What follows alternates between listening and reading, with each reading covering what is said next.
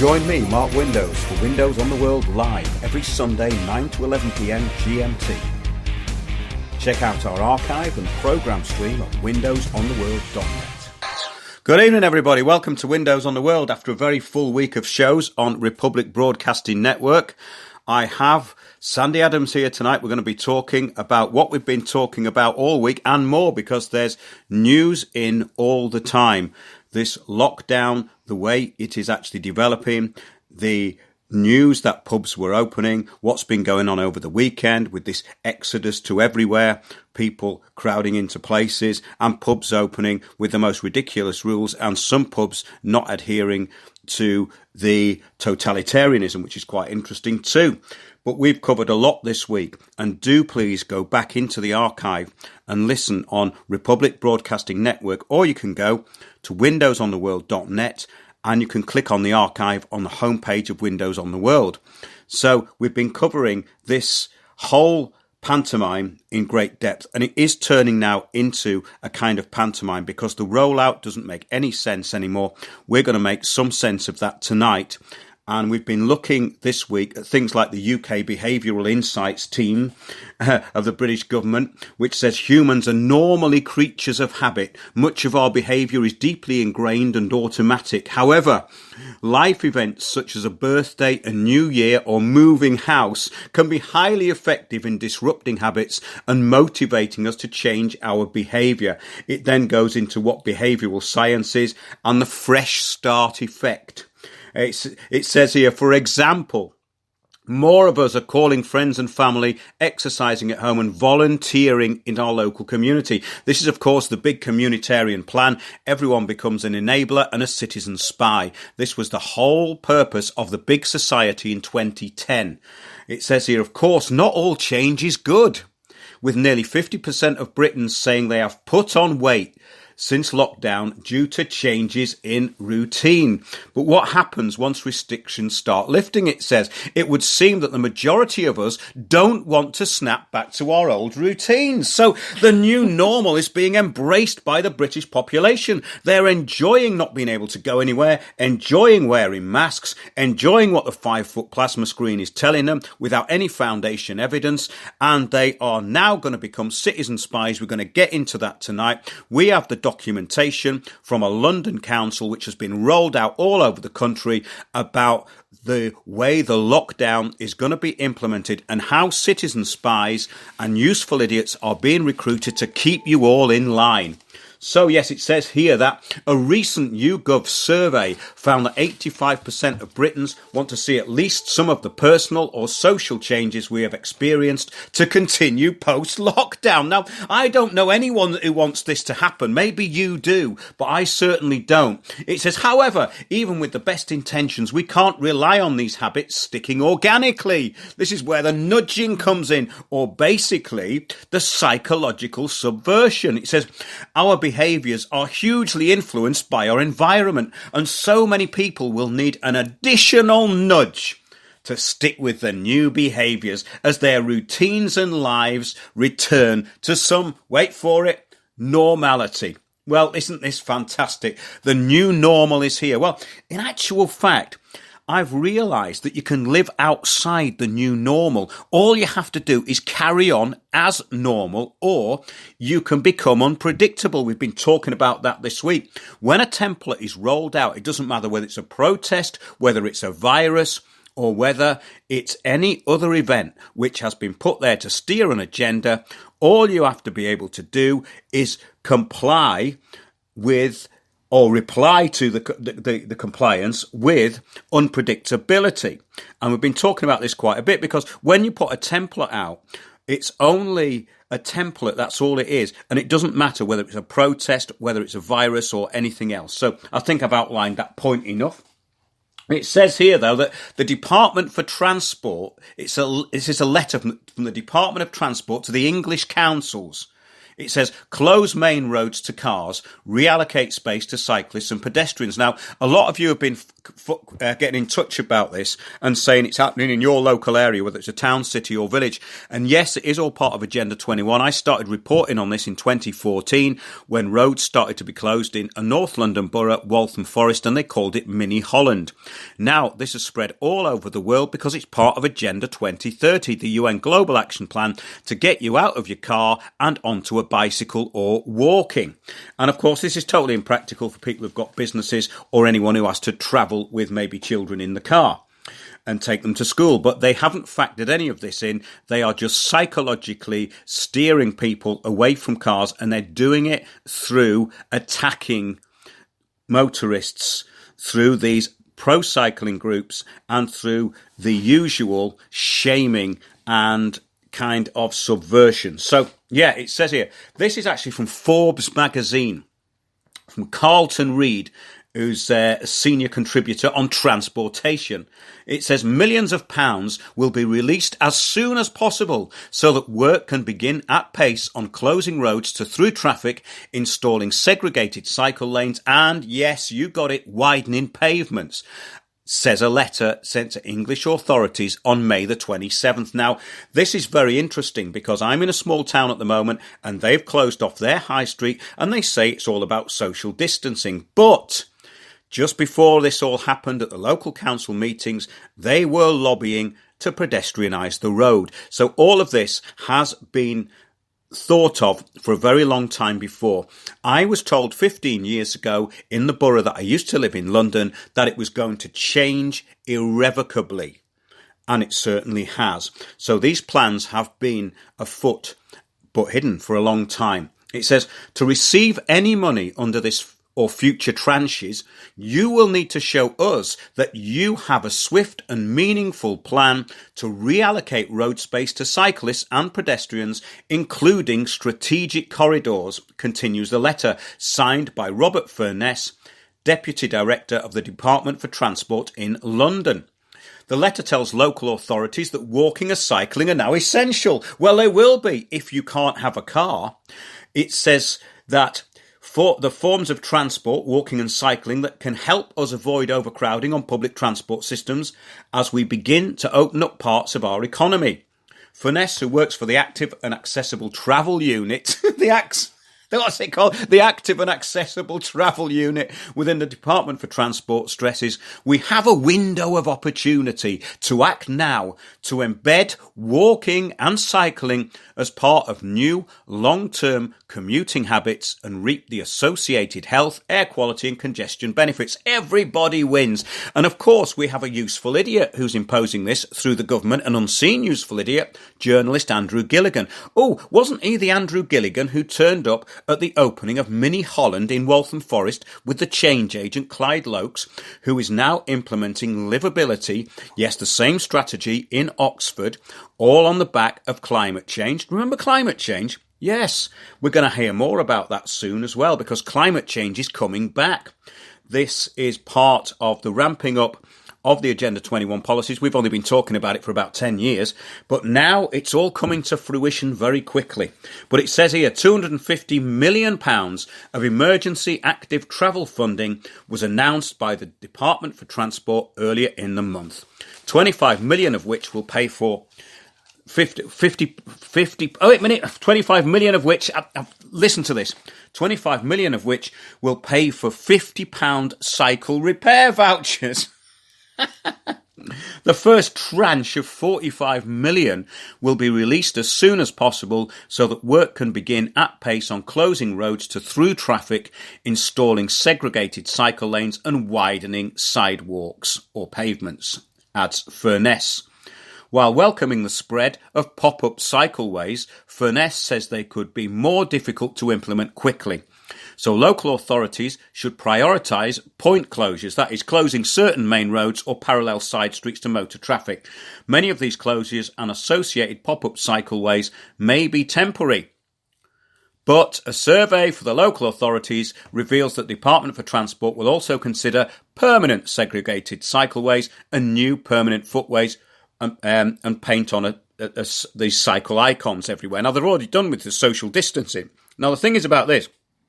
None of these things are going to be temporary. It's all permanent because the plans, as I just said, were made a long time ago. So this is quite a beneficial crisis for cycling. COVID-19 has worked out brilliantly for these cycling lobbyists who think nobody should be allowed to go more than 5 miles. It says anything that does not meaningfully alter the status quo on the road will not be funded. States Furness, using no-nonsense language that is a departure from civil service norms, because they're all captives. These people are all hostage now. He says there's even a threat. This is what Forbes said in the article. If a work has not started within 4 weeks of receiving your allocation or has not been completed within 8 weeks of starting, the department will reserve the right to claw the funding back. So there's a sense of urgency to roll this out. The new and startling emphasis on cycling and walking from the government department, often sarcastically known as the Department for Motorised Transport, comes from the very top. Before he became Prime Minister, Boris Johnson was an everyday bicycle commuter. And when he swept into power, he appointed journalist Andrew Gilligan as his transport advisor. Gilligan is obviously still there. So more and more of that, but I think you get the drift. He says, we will repurpose parking places in places just outside town centres for those who must drive to major conurbations, says Grant Shapps. He continued, people can park on the outskirts and finish their journeys on foot or bike or even e-scooter. Can't wait.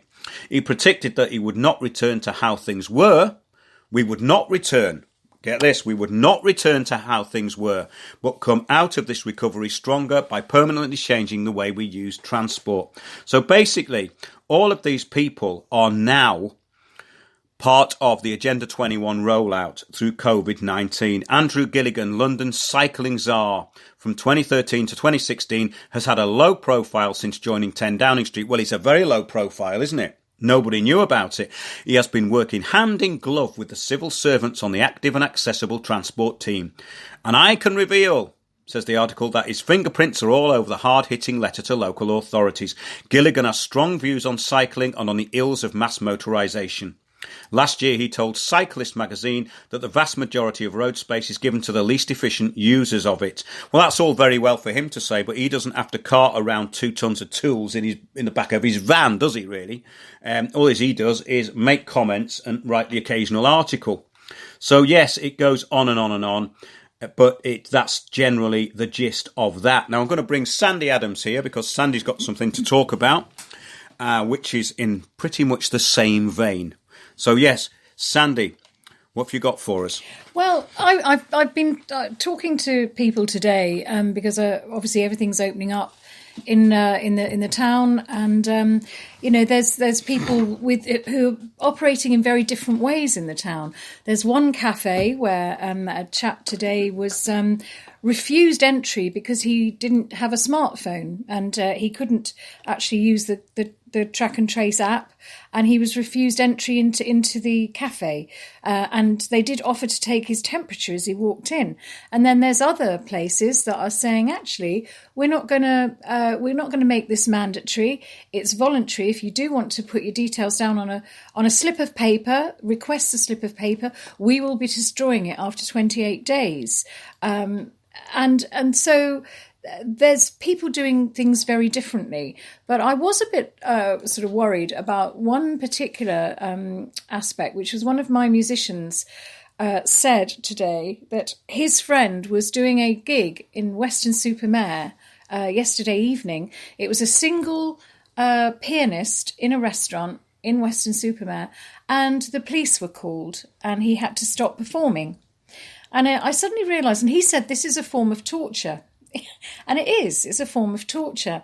And, I started looking into the psychological aspects of torture, and the fact that, in fact, the Avon and Somerset Police this weekend have actually published that they have got a hotline for anybody to snitch anybody because they're increasing their powers of enforcing the guidelines. Now, I don't know how you can enforce guidelines. Well, you can't. Technically, that's a load of rubbish. It's an oxymoron. A guideline is a guideline. Yeah. It's not a law. So what they're saying, actually, they've actually said...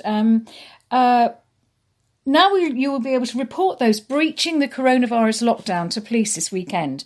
Police have launched an online service for people to report individuals and businesses breaching government guidelines during the coronavirus outbreak.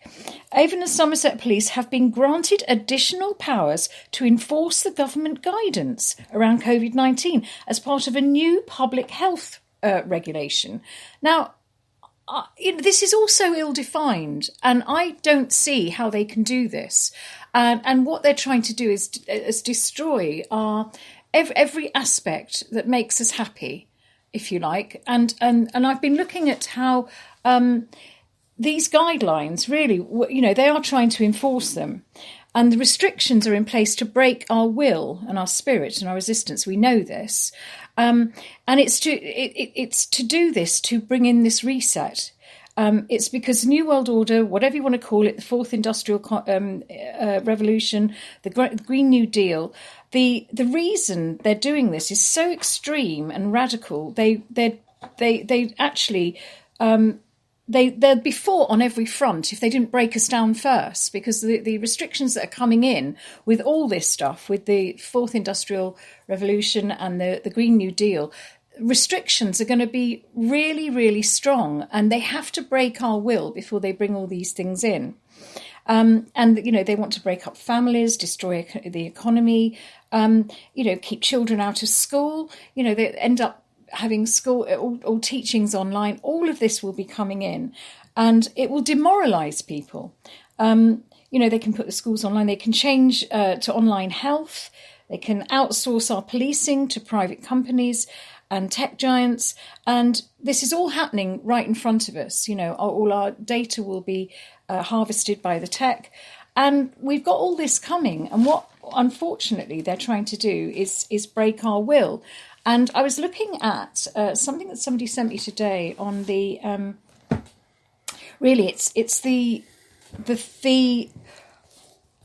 It's Amnesty International's report on torture and the definition of torture. Torture is a systematic and deliberate infliction of acute pain in any form by one person on another or a third person in order to accomplish the purpose of the former against the will of the latter. The elements of torture, 1, involves at least 2 persons, the torturer and the victim. The victim is under physical control of the torturer. The infliction of acute pain and suffering, including mental, psychological pain and suffering. There is implicit in the notion of the torture that the torturer wants the victim to submit. The torturer wants to break the victim in order to destroy his humanity. The torture is a systematic activity with a rational purpose. Now, this is kind of what we're seeing, because we're seeing, self-isolation, social distancing, all of these quarantines, both the sick and the healthy, the lockdown of businesses, parks, events, job losses, all of this. Is coming in under this form of torture that they're doing. And even, Mark, you mentioned the other day that wearing a mask was almost tantamount to waterboarding. Well, actually it is for some people. And, of course, the point is that none of this is mandatory. The whole point is that if you don't want to wear a mask on public transport, if you're in London, you just download a piece of paper that says you don't have to wear one. So there's no criteria for it. If you don't like it, then you don't have to do it. Sorry. Yeah. We've got the Windows Towers cube here, and I was just gesticulating with my arm, and I just knocked the cube off the table, and I thought we'd lost the whole show, but we're still live. We're still live. So we have a variety of devices that we broadcast from these days, and it depends on who we're broadcasting to. But I'd still like the Windows Towers cube, you see, but it's a bit precariously positioned at the moment. On the top of a tin of paint, Well, you see, the thing is, Sandy, we are the resistance. We're getting the message out there the best we can. We're under pressure here, and we're surrounded. Exactly. Now, I just want to go on a little bit about this, but do look this up, folks, because if you look up Google Biderman's chart of coercion, because Biderman was a psychologist who kind of put this together for the Amnesty International in the 1970s, and his whole thing about coercion was, his chart of coercion was quite interesting. And it's about the general method is isolation, monopolization of perception. 3 is induced debility and exhaustion, and 4th was threats. And all of this, like threats, cultivate anxiety and despair. It deprives the victim, isolation deprives the victim of all social support and his ability to resist, develops an intense concern with self and makes the victim dependent upon the interrogator. So we're all becoming, dependent on the state. Because we wait for those instructions at the moment. We're dependent on instruction. And I noticed that the town today was so busy, and it's because everybody's been told they can go out. Well, I've been going out for months, just doing what I need to do. But quite incredible, because there's loads of people walking around as though it's the first day of the tourist season. Exactly. And very, very strange, because there's no restrictions anywhere. Even this lockdown in Leicester, let's get onto that, because somebody I was talking to last night actually just said, well, there's a sign that just says basically don't travel unless you have to. But you see, the thing is that the police can't enforce any of this stuff. They're depending on the public to enforce it on themselves. Yeah. That's what we're saying here. Yeah. That this is all about compliance. And yes, it is just like the form of torture, but it's a psychological operation, basically. It's all psychology. It is. There's nothing really that makes you do any of these things. That's the point. I've been driving up and down, and the roads are pretty full. I mean, they've been full for weeks. Not as full as usual, but people are just getting out and about with their business. So you have to realise that these people who are stuck indoors, depressed and thinking that there's an apocalypse outside, are actually suffering more than anybody else because they're inflicting it on themselves. So this is a self-inflicted agenda to a certain degree. It is, but you see, there are, it's horses for courses, Mark. You've got people that think out of the box, and you've got those who are genuinely terrified and really believe. And unfortunately, we've got the propaganda from the BBC and all the mainstream media, and they're believing it and they're scared. And it's about jumping out of that paradigm and creating your own reality, because this is the biggest psychological operation of the 21st century, and it is disgusting. It's absolutely appalling what is being inflicted upon the public of the global public. It's not just the UK. And interestingly, Biden said those who consciously justify torture and they're not candid enough to state that they use it to defend their own power and privilege rely on the philanthropic argument of a lesser evil for a greater good. They reinforce this with an appeal to the doctrine of necessity. The existential situation forces them to make a choice between two evils. And that's where we have it. It's the choice between the greater good, which is collectivism, against individualism. And we've all got to think as individuals and stop all this greater good thing, because it's not for the greater good, it's for the power of the globalists. And that's where I kind of rest my case, really. It's we're being inflicted, literally, it is torture. A psychological torture is what we're being inflicted with. And people are actually becoming, and I've seen it in my own family, becoming depressed because they believe all this, and they think that we're crazy because we don't actually go along with it. And the fact is that it will cause suicides. If it carries on, it will cause mass suicides, because people are really buying into this, and it is a form of psychological abuse, and people will suffer. Well, they already are suffering. I mean, the thing is about it, when we look at what's around us, we are still able to move freely around. I haven't been stopped anywhere, actually. And the point is that you can actually go around with doing your own business unless you've got a business that you can't open.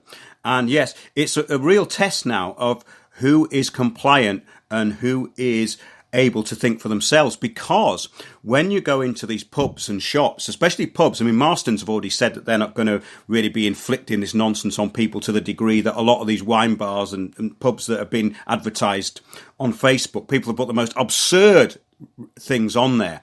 You know, I mean, there'd be no point in going into these places. It's like going in for an interrogation. It's like going into see the Stasi about getting an emergency payment for your family or something. Yeah. To going for a pint. Do you know what I mean? It's like, why would you bother? It's absolutely unbelievable. I mean, it's also to anybody that's listening who has a business and is wondering what to do about the contact tracing. I did speak to a lawyer, and it is against the Data Protection Act for you to gather that information, because they don't know. I mean, we are all protected by the Data Protection Act, and if you don't want to give your personal details over, you don't have to, and they shouldn't restrict you from their premises for doing so.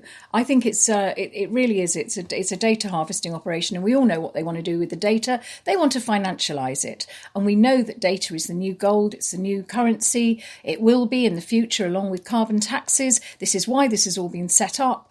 We need to really oppose it with all of our might. Absolutely, and when the contact tracing is now getting handed over to the likes of Serco and these corporations, it's going to be a joke, because these people are not competent. They've proved their incompetency from the Olympics time and time and time again. They're absolutely useless at what they do because they don't pay people properly, they don't train people properly, and they're all lazy. So the point is that I don't think this is going to work that effectively.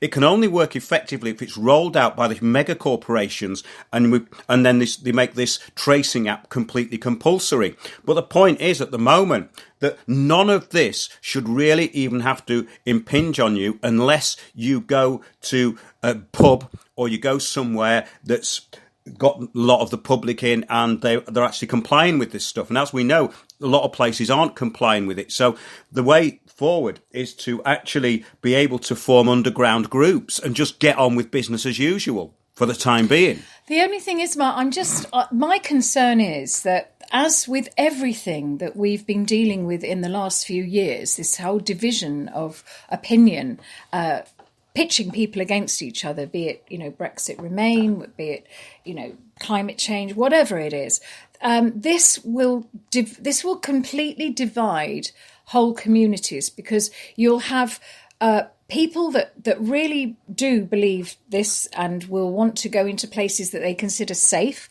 and they'll wear their masks and they don't mind their temperature being taken, and they will give over their details. And then you'll have people that are thinking outside the box and who say, do you know what? We think you can do it mandatorily. If you want to put your name down, we've got a piece of paper at the bar that you can put your name down, and you don't have to wear a mask, and you don't have to do this, that, and the other. But that will cause a massive division, and what will happen is there will be as Avon and Somerset Police have said, they will try to come in and really put the thumbscrews on the people who are not complying in the way that they want them to. But we have to resist this, because it is still guidance. We need there's no clear definition. There's no clear laws on this. This is all guidance, and it's simply a way of them enforcing rules. Rules are not law, and we have to somehow navigate that and stand up to it.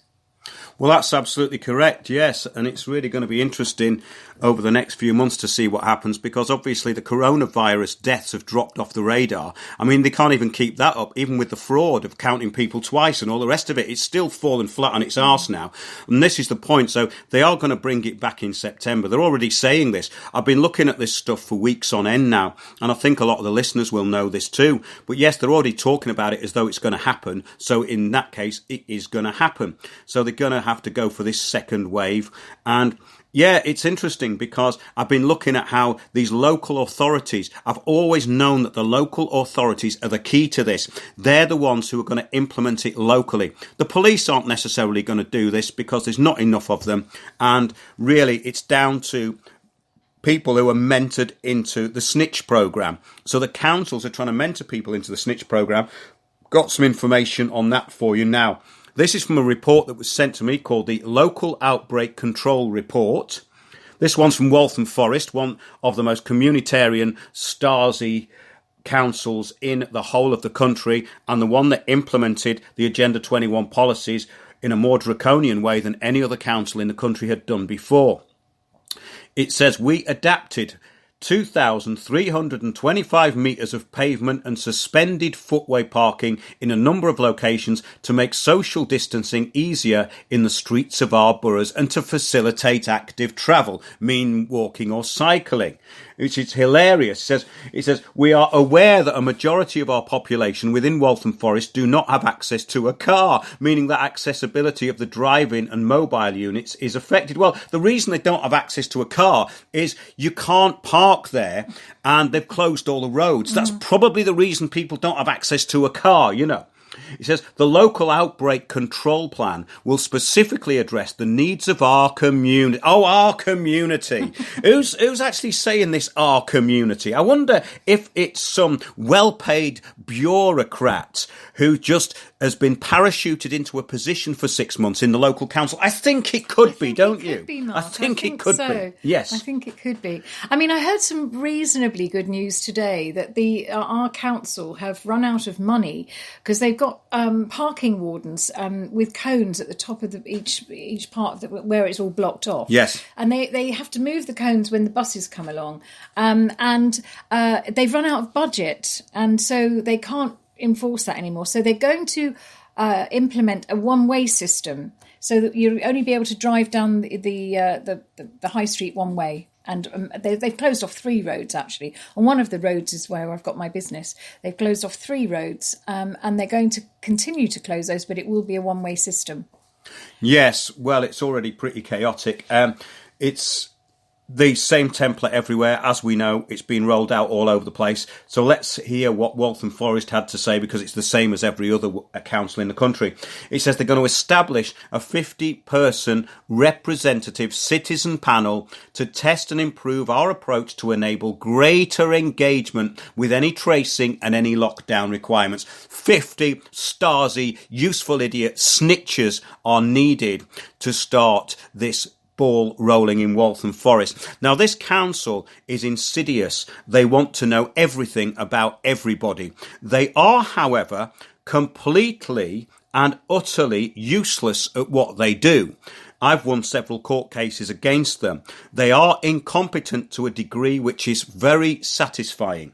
So this should fall flat on its arse, and I really hope it does. It says they're going to... Now, get this. You're going to love this.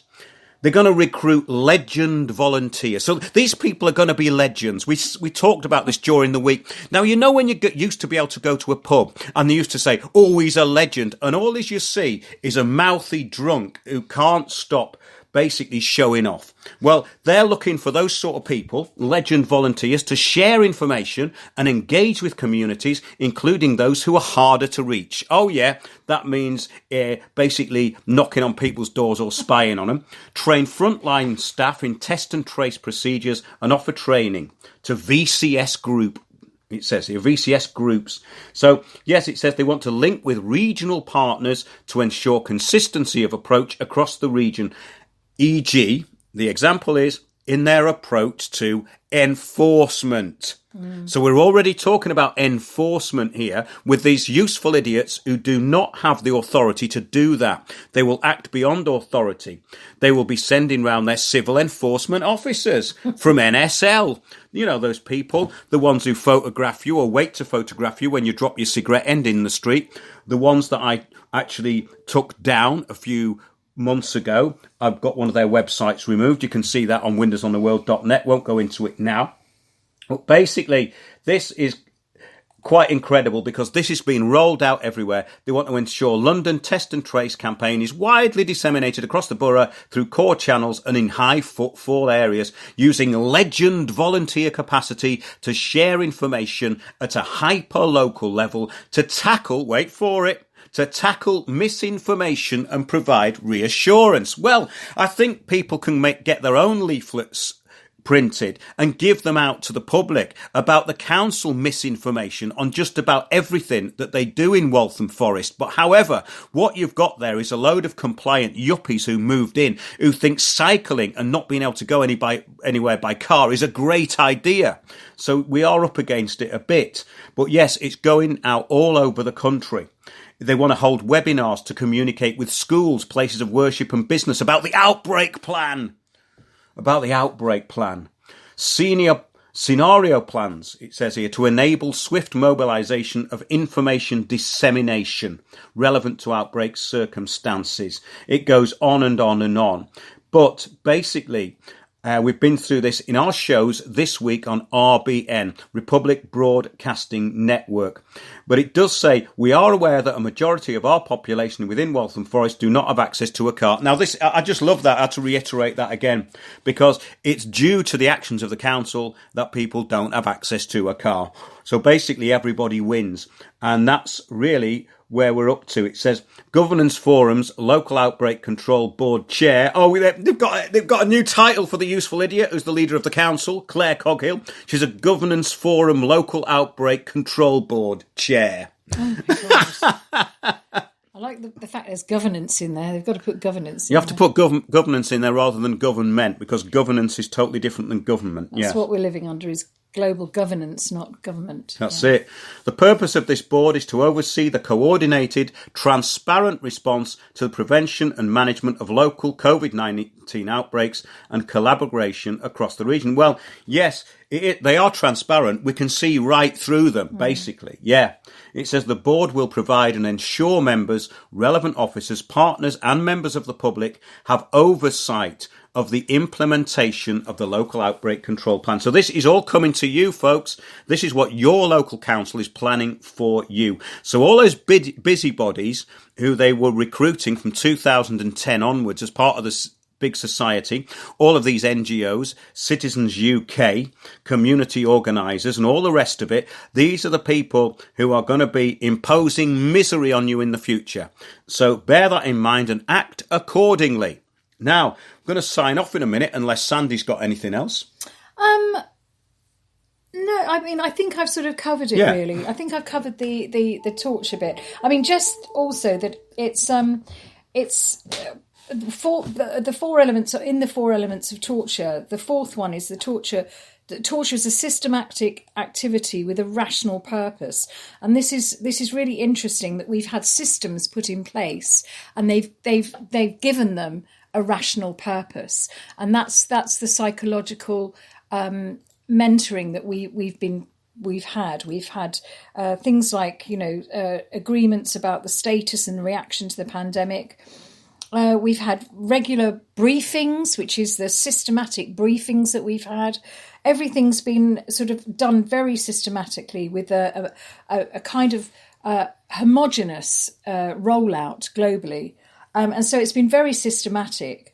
And then, of course, you've got the rational is it's rational for the globalists. It's not immediately seen as rational to everyday citizens, but it's their rationale that we're having to comply to. So this is a form of torture. It's just there to weaken our resolve and weaken us for what they have planned coming. Exactly, and it all ties in with the ongoing climate crisis. Just a note from The Economist, who are well ahead of the curve when it comes to global action plans. This is from The Economist. It says, following the pandemic is like watching the climate crisis with your fingers jammed on the fast forward button. Well, it is. It is. They actually exactly are fast forwarding it. Yeah, that's just what it is. Neither the crisis... the virus, the crisis, nor greenhouse gases care much for borders, making both scourges global. Well, this is the whole idea, isn't it, of the global Pangea, the fourth world wilderness, is that there are no countries or borders. They are implementing the same thing everywhere at the same time. So they don't need governments anymore. That's the whole idea of what they're talking about in The Economist. It's always good to have a look in The Economist because that's where it is really obvious what's going to happen, along with, of course, all of these other publications that we delve into, especially the World Economic Forum. Do take a look at that, read it and weep. But it says both put there, the greenhouse gases And of course, COVID, it says both put the poor and vulnerable at risk. More risk than the wealthy elites, and demand government action on a scale hardly ever seen in peacetime. And with China's leadership focused only on its own advantage and America's as scornful of the World Health Organization as it is of the Paris Agreement, neither calamity is getting the coordinated international response it deserves. Oh, why is Trump so full of hate? I suppose you think Elvis lives on the dark side of the moon. I suppose you voted Brexit, didn't you? And you're a flat earther. Well, yes, that's right. I suppose you think that alien remains were found at Roswell. Yeah. Well, I think they were, actually, because that was one of them that they used on me in Wales, wasn't it? But that's a conspiracy theory. I went on their show this afternoon with Johnny Delirious on RBN, Republic Broadcasting Network, and we talked a little bit about our forthcoming film, The Heretics of Smithfield, the Heretics of London, actually the Smithfield Martyrs. Now, news just in on that. I'm going to be doing a live stream on StreamYard on our YouTube channel at 9:30 p.m. this coming Friday, and I'm going to release a teaser and trailer for the film, which has been in production for a few months. The film is coming on well. If you want to support us, please support us on Patreon, even though it's a globalist platform, and I'd rather be on somewhere else, but I've put it up there now.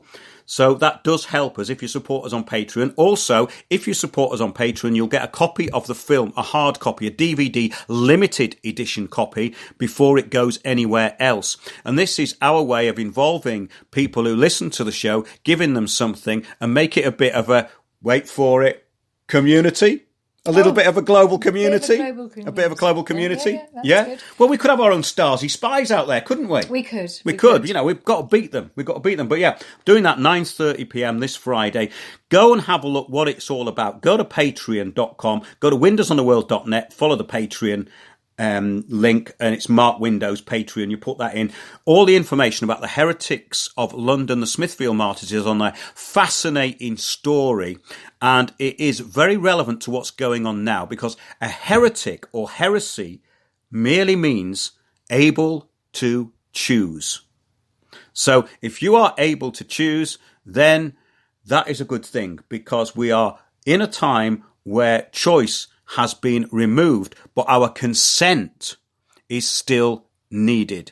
So that's something to think about there.